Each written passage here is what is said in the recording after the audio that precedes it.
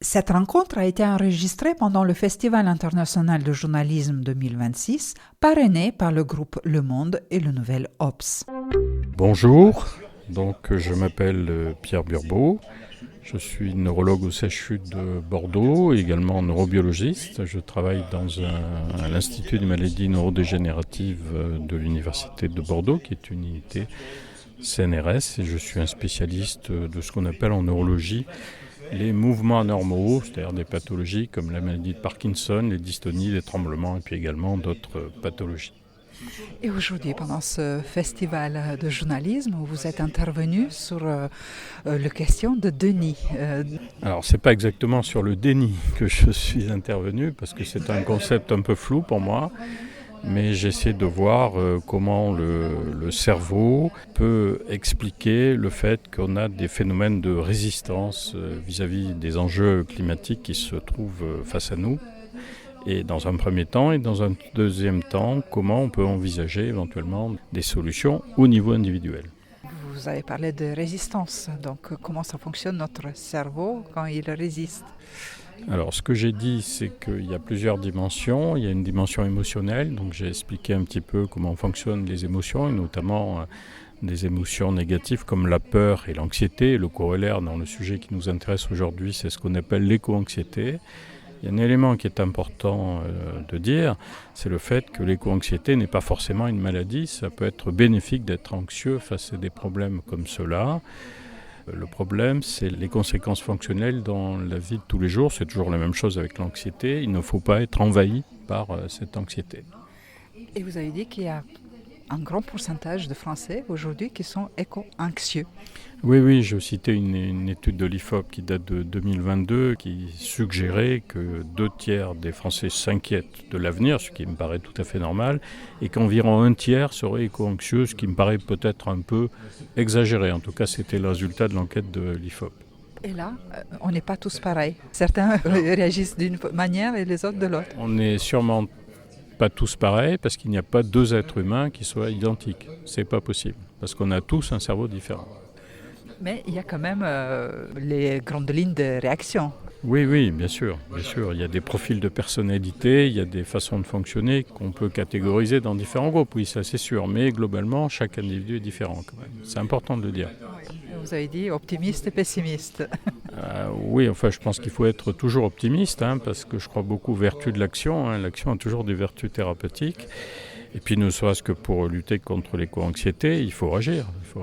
Et donc la motivation, les activités de groupe, les partages, tout ça ne peut avoir qu'un effet bénéfique. Sans être naïf, comme vous avez dit.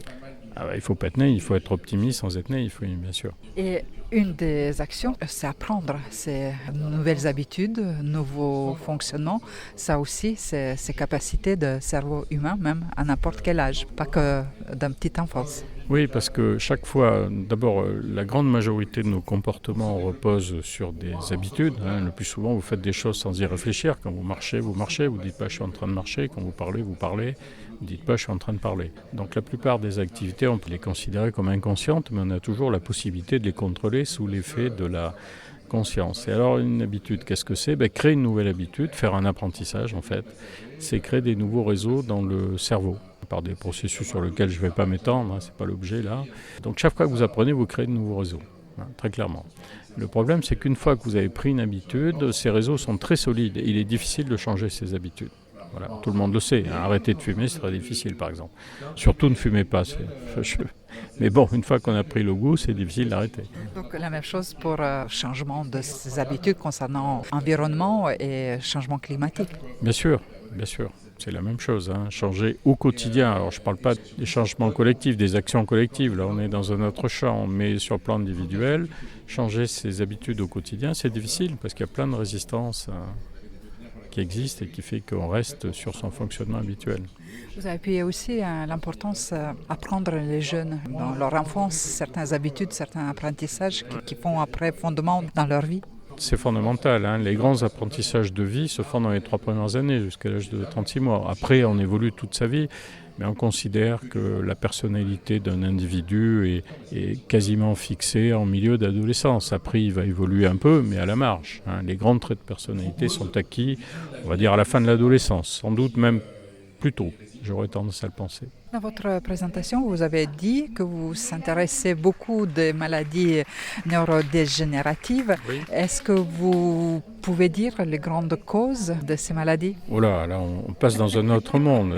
Oui, alors ce qu'on appelle une maladie neurodégénérative, c'est une maladie qui se caractérise par l'accumulation de protéines anormales dans le cerveau. Alors selon le type de protéines et l'endroit où elles se déposent dans le cerveau, on aura des maladies différentes. Voilà. Bon, pour prendre 2 exemples, la maladie de Parkinson, qui est une maladie fréquente, c'est l'accumulation de protéines dans une région du cerveau qui s'appelle la substance noire du mésencéphale et qui va progressivement tuer les neurones dopaminergiques du cerveau et qui sera responsable de la symptomatologie. Dans la maladie d'Alzheimer, c'est une autre maladie neurodégénérative. Là, c'est une autre protéine. Alors là, pardon, on a maladie de Parkinson, excusez-moi, la protéine, c'était l'alpha-synucléine. Je ne l'ai pas nommée. Et dans le cas de la maladie de Parkinson, c'est une autre protéine qui s'appelle la protéine Tau, qui va s'accumuler plutôt au niveau du cortex cérébral, pour faire simple. Voilà. Et donc, une symptomatologie qui sera différente. On ne va pas s'étaler sur cette thématique, on pourrait discuter pendant 1 heure comment et pourquoi, mais aujourd'hui on vit déjà énième fois les canicules. Comment notre cerveau réagit à ces faits aujourd'hui? Sur le court terme, il n'y a pas de modification du cerveau. Le cerveau ne va pas réagir, enfin ça va être une relation physiologique générale. Au-delà d'un certain taux de température, on a du mal à s'acclimater, mais ça a toujours existé. Enfin, je veux dire, la seule difficulté maintenant, c'est que cette augmentation de température avec les canicules se généralise dans des pays qui n'étaient pas acclimatés à ce genre de choses. Mais bon, les canicules dans les pays du Sud ont toujours existé. Moi, j'ai connu une température de 55 degrés à Marrakech au mois d'août. Je peux vous dire que vous ne bougez plus beaucoup. Donc alors, il n'y a pas d'acclimatation sur le court terme. Vous savez, en termes d'évolution du cerveau, il faut se placer dans une dimension qui est plutôt de plusieurs siècles. Voilà ce que je peux vous dire sur le... Donc c'est un petit peu normal, la réaction des humains aujourd'hui à tous ces environnements, ça dépasse les humains. Oui, on est soumis à un environnement qui est défavorable, auquel il va falloir s'acclimater petit à petit, mais bon, je crois qu'il faut garder... Il faut être conscient des périls, des enjeux, avoir une action politique pour les modifier et garder une part d'optimisme en se disant que, on va, j'espère, trouver une solution. Vous avez écrit plusieurs ouvrages sur le fonctionnement des cerveaux. J'ai écrit surtout un l'an dernier, qui est paru chez Odile Jacob, qui s'appelle « Le cerveau des habitudes », dans lequel j'explique un peu comment le cerveau construit nos comportements, en appuyant beaucoup sur la clinique, et comment, in fine, le cerveau nous permet de définir une personnalité qui est unique chez chaque individu. Et tout est basé sur la science, que la science et votre recherche. Ça dépend de quoi on parle. Oui. Moi, je suis un scientifique. Ma démarche est une démarche scientifique. Ça ne veut pas dire qu'il n'y a pas d'autres dimensions philosophiques, métaphysiques auxquelles on peut penser. Mais on sort du cadre de la science. Surtout qu'aujourd'hui, souvent, les vérités scientifiques sont mises en cause, attaquées. Comment vous réagissez à tout ça? Non, moi, par définition, ce qui caractérise la science, c'est le doute. C'est-à-dire que la science évolue en permanence. Ce qu'on dit aujourd'hui sera peut-être faux dans 20 ans ou dans 30 ans, mais ça, c'est caractéristique du processus scientifique. Non, globalement, le message scientifique, il ne faut pas le remettre en question. Il est vrai. Enfin, il est vrai, il s'appuie sur des faits, donc il est vrai. C'est pas du langage, si vous voulez. Après, tout n'est pas expliqué non plus. Il y a des choix, je vous l'ai dit, philosophiques, politiques, qui sortent du cadre de la science. C'est la collectivité, c'est l'individu les individus dans leur ensemble. C'est des choix de société, ça. Est-ce que vous pouvez dire, est-ce que de nouvelles maladies apparaissent, vont surgir concernant le cerveau humain? Pardon? De nouvelles maladies qui apparaissent? Il y a toujours de nouvelles maladies qui apparaissent, notamment des maladies virales. On a connu avec le Covid, et puis il y en a d'autres aussi. Il y a toujours des virus émergents, des bactéries émergentes résistantes. Il y a des processus disimmunitaires. On a beaucoup plus de maladies auto-immunes, je pense, qu'avant. De maladies allergiques, par exemple.